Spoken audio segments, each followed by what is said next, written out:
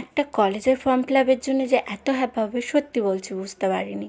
অনেকক্ষণ ওয়েট করতে হয়েছে, হাঁটাহাঁটি করতে হয়েছে। এই জাস্ট ট্রেন ধরে আমরা এবার যাব সেই লোকেশানে।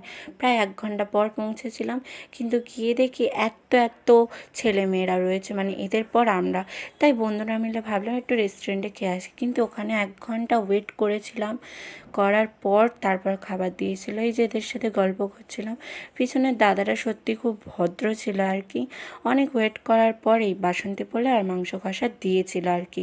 তো আমরা চলে এলাম, কিন্তু আবার 4টে ট্রেন ধরে ওখানে যেতে হয়েছিল। না কেন নাকি সার্ভার খুলে গিয়েছে আর ফর্ম ফিল আপ আবার নাকি চালু হয়েছে, কিন্তু সত্যি কথা বলছে সেদিন আর হয়নি। 7.5 ঘন্টা বসে থাকার পরেও আমাদের ফর্ম ফিল আপ হয়নি। এটা হচ্ছে তার পরের দিন আমার হয়ে গেছে। এদের জন্য প্রায় আমি 4-5 ঘন্টা ওয়েট করছি।